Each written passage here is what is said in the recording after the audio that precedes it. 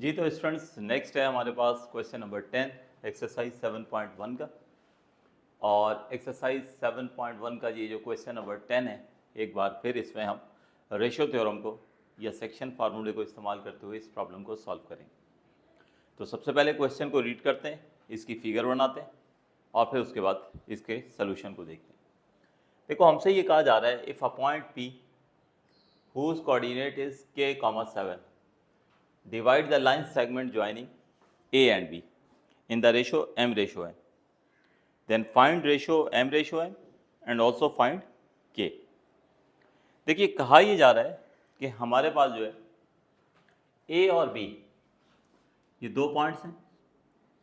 A के coordinate हमारे पास हैं 8, 9 और B के कोऑर्डिनेट है हमारे पास 1, 2। इस लाइन को एक पॉइंट जिसके कोऑर्डिनेट k, 7 है एक ख़ास रेशियो से डिवाइड कर रहा है। एक पॉइंट जिसके कोऑर्डिनेट k, 7 है एक ख़ास रेशियो से डिवाइड कर रहा है। एक ख़ास रेशियो से डिवाइड कर रहा है। उस रेशियो को नाम दिया है m/n। आपसे कहा जा रहा है एक तो आप वो रेशियो मालूम करें क्या है, और उसके अलावा ये जो अननोन है k, इसको भी आप मालूम करें। तो दोबारा से सुनिएगा क्वेश्चन को। A और B दो पॉइंट्स हैं जिनको ज्वाइन करने से एक लाइन फॉर्म हो रही है। उस लाइन को एक पॉइंट k, 7 वो डिवाइड कर रहा है एक ख़ास रेशियो से जिसे m/n का नाम दिया गया। तो आपको इस प्रॉब्लम में ना सिर्फ ये रेशियो मालूम करना है बल्कि ये k की वैल्यू भी मालूम करनी है।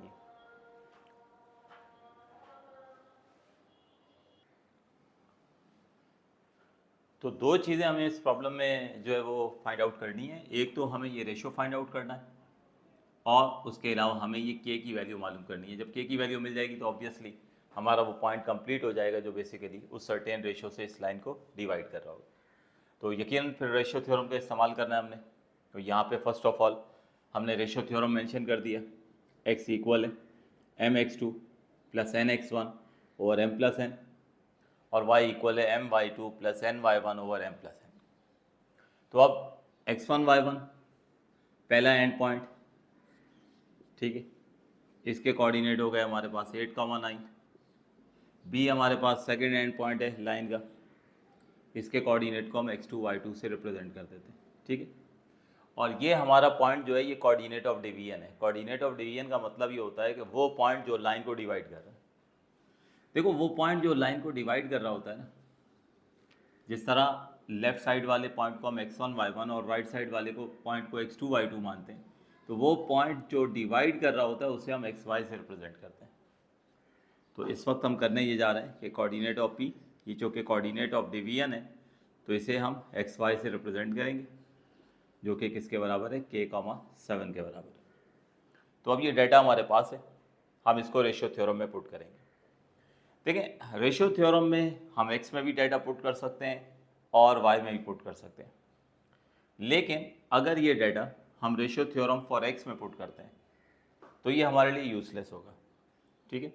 मैं पुट करके दिखाता हूँ ताकि बात आपको क्लियर हो सके। ये देखिए मैं रब कर दूंगा, फिर नोट मत कीजिएगा। ये डाटा उठा के मैं यहाँ पे रेशियो थ्योरम फॉर x वाले में पुट कर रहा हूँ। सबसे पहले लेफ्ट हैंड साइड पर x, तो x की वैल्यू क्या है, x की वैल्यू हमारे पास k है। राइट पर आ जाएं, पहले m की वैल्यू रखनी है, तो रेशियो तो m/n ही है ना, ठीक है। ज़ाहिर अननोन है हमारे लिए, तो इसको मैंने m रखा। m को मल्टीप्लाई करना है x2 से, x2 की वैल्यू आ गई 1। उसके बाद n अननोन है और उसके बाद रखनी है मुझे x1 की वैल्यू, वो आ गई हमारे पास वैल्यू 8 और डिनोमिनेटर में m प्लस n। ये मैंने आपके सामने बेटे डाटा जो है उठाकर रेशियो थ्योरम जो x वाला था ना उसमें पुट कर दिया। अब जब x वाले में पुट किया है तो अब आप देखें इससे आगे मैं इसको क्या सिंप्लीफाई करूं, क्योंकि हमारे पास दो चीज़ें अननोन है। एक तो रेशियो भी हमें नहीं पता है, वो भी अननोन है, और एक ये के भी अननोन है। तो किसी एक इक्वेशन में अगर दो अननोन आ जाए तो ज़ाहिर है उनकी वैल्यू डिटरमाइन नहीं की जा सकती है। किसी इक्वेशन में एक अननोन वेरिएबल हो तो उसको सॉल्व किया जा सकता है। तो ये मैंने जानबूझकर आपको करके दिखाया है कि रेशियो थ्योरम फॉर एक्स में पुट करने का इस वक्त कोई फ़ायदा नहीं, तो फिर क्या करेंगे? तो होगा ये बेटे कि मैं सबसे पहले ये डाटा उठाकर जो है वो ratio theorem for y coordinate, ठीक है, या रेशियो थ्योरम फॉर वाई, उसमें सब्स्टिट्यूट करूँगा। और उसका बेनिफिट क्या होगा वो अभी आपको नज़र आ जाएगा कि उससे हमें रेशो मिल जाएगा। यानी ये क्वेश्चन 2 मरहलों में सॉल्व होगा। पहले आपको जिस तरतीब से उन्होंने कहा है ना, पहले आप रेशो मालूम करोगे, वो रेशो आपको वाई वाले से मिलेगा। एक्स में तो पुट करके दिखा दिया ना मैंने कि उसमें 2 अननोन आ गए, के भी आ गया और रेशो भी आ गया, एम रेशो एन, तो इसलिए उसका कोई फ़ायदा नहीं है। तो अब हम ये डाटा उठाकर जो है वो पुट करेंगे कहाँ पर? रेशियो थ्योरम फॉर वाई में। तो मैं लिख देता हूँ यहाँ पे, नाउ पुट वैल्यूज इन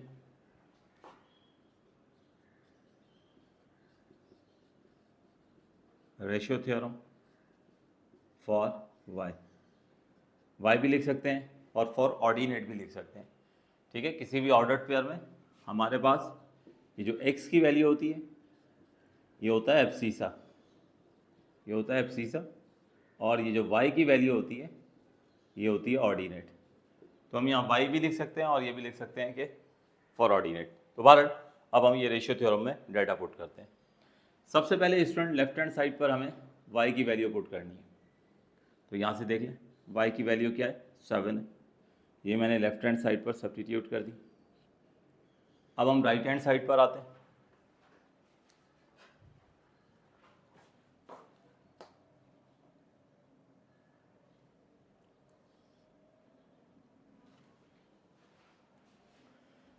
अब उसके बाद यहाँ पर m की वैल्यू रखनी है, तो m तो फाइंड आउट करना है ना, अननोन है मेरे पास, तो m एज इट इज आ गया।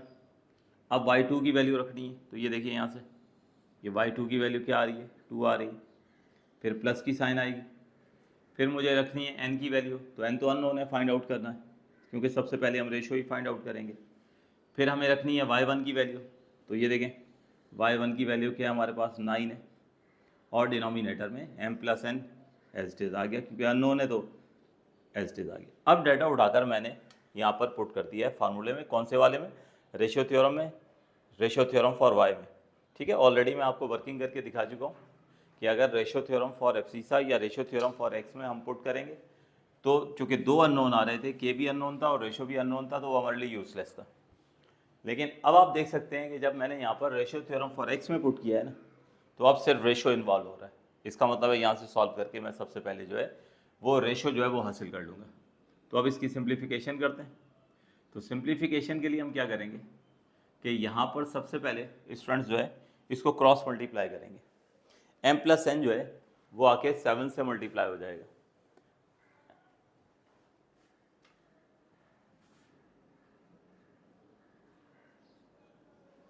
तो बाय क्रॉस मल्टीप्लिकेशन 7 से मल्टीप्लाई करेंगे m प्लस एन, और राइट हैंड साइड पर ये हमारे पास m2 से मल्टीप्लाई होकर 2m हो जाएगा, और 9 जो है वो n से मल्टीप्लाई होकर इसको हम 9n लिख देंगे। तो ये हो गया 2m प्लस 9n। यहाँ पर भी ब्रैकेट ओपन करें तो पहले हो गया 7n, फिर ये हो गया 7n is equal to 2m plus 9n। अब इस 2m को यहाँ शिफ्ट कर दें लेफ्ट हैंड साइड पर, और ये वाली जो टर्म है 7n इसको राइट हैंड साइड पर शिफ्ट कर दें। तो ये हो गया 7m माइनस 2m, इधर हो गया हमारे पास 9n माइनस 7n। अब 7 में से 2 आप माइनस कर दीजिए तो ये हो गया 5 है, और 9 में से 7 माइनस करें तो ये आ गया 2 है। अब इसके बाद स्टूडेंट्स मैं क्रॉस मल्टीप्लिकेशन करूँगा। क्रॉस मल्टीप्लिकेशन से क्रॉस मल्टीप्लाई करके m के नीचे जो है वो मैं n ले आया, ठीक है। n को इस तरफ क्रॉस मल्टीप्लाई करके ले आया, और इसी तरफ 5 जो है वो क्रॉस मल्टीप्लाई होकर उस तरफ चला गया। तो ये आ गया हमारे पास 2/5। तो ये आ गया m/n बराबर है 2/5 के, और m/n का मतलब हो गया हमारे पास m रेशो n जो है वो है हमारे पास 2/5। तो ये स्टूडेंट्स फर्स्ट ऑफ ऑल आप देख सकते हो कि हमें जो है वो रेशो पता चल गया। यानी हमें ये पता चल गया कि बेसिकली ये जो पॉइंट है ये किस रेशो से डिवाइड कर रहा है, ये 2:5 से डिवाइड कर रहा है। तो ये हमारा क्वेश्चन का पहला हिस्सा सॉल्व हो गया, क्योंकि हमें ये कहा गया था कि ये पॉइंट जो है एक ख़ास रेशो से डिवाइड कर रहा है। ठीक है, तो वो ख़ास रेशो हमने कैसे डिटरमाइन किया, वो हमने यहाँ पर देख सकते हैं y की वैल्यू गिवन थी, x तो खुद अननोन था, तो y की वैल्यू गिवन थी, तो हमने इसी y की वैल्यू को यूटिलाइज करके रेशियो थ्योरम में पुट करके हमने ये रेशियो जो है वो डिटरमाइन कर लिया। लेकिन अभी क्वेश्चन का दूसरा हिस्सा अभी बाकी है, वो क्या है कि हमें k की वैल्यू मालूम करनी है।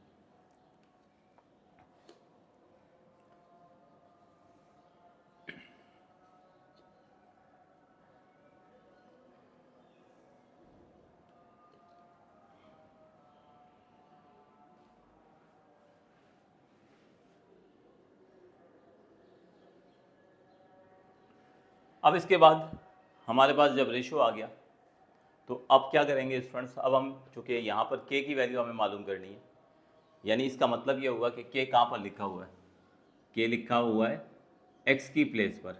तो इसका मतलब ये हुआ कि अब उठाकर हम डाटा जो है, इनिशियली जब हम पुट कर रहे थे तो दो अननोन आ रहे थे, एक रेशो अननोन आ रहा था और एक जो है वो k अननोन था। लेकिन अब चूँकि रेशो हमें मिल चुका है तो अब हम डाटा उठाकर जो है वो ratio theorem for x coordinate या रेशो थ्योरम फॉर एब्सिसा में पुट करेंगे, तो अब हमें कोई दिक्कत नहीं होगी और हमें वो k की वैल्यू मिल जाएगी। तो अब मैं ये सारा डाटा उठाकर पुट करता हूँ रेशियो थ्योरम फॉर x में। तो नाउ पुट वैल्यूज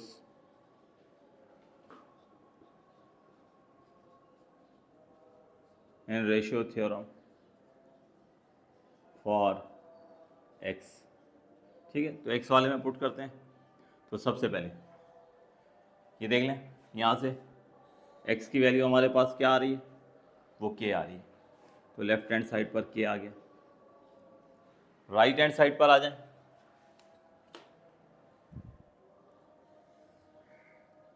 तो राइट हैंड साइड पर अब हमें यहाँ पर वैल्यू रखनी है m की। तो ये देखें m की वैल्यू हमें मिल गई है। m किसके बराबर है, 2 के बराबर है। m को मल्टीप्लाई करना है x2 से, तो यहाँ से देख लें x2 किसके बराबर है, 1 के। उसके बाद ये प्लस की साइन आएगी। उसके बाद n को मल्टीप्लाई करना है x1 से, तो ये यहाँ से देखें n किसके बराबर है, 5 के। इसको किससे मल्टीप्लाई करना है, x1 से। x1 की वैल्यू है 8। तो ये इस तरह से डाटा हमने पुट कर दिया है। डिनोमिनेटर में यहाँ पर m प्लस n है, तो m की वैल्यू है 2 और n की वैल्यू है 5, तो ये हो जाएगा 2 + 5। बस अब इसको हम सिंप्लीफाई करते हैं तो हमें k की वैल्यू जो है वो मिल जाएगी। तो इस तरह से हमारा ये क्वेश्चन सॉल्व हुआ। मैं कैलकुलेशन कंप्लीट करता हूँ, आप लोग इसको नोट करना शुरू करें और इसके साथ इस क्वेश्चन के साथ लिख लीजिए, इंपॉर्टेंट क्वेश्चन है ये एग्जामिनेशन पॉइंट ऑफ व्यू से। ठीक है, तो मैं इसकी कैलकुलेशन कंप्लीट कर देता हूँ, आप लोग नोट करना शुरू करें।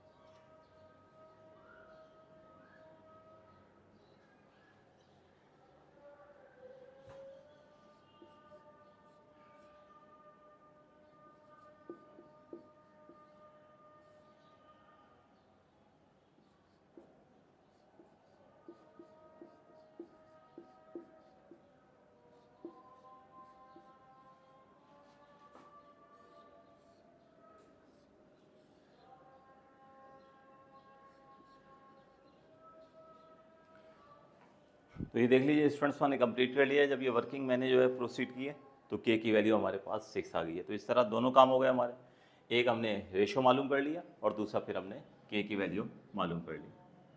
नोट कीजिए।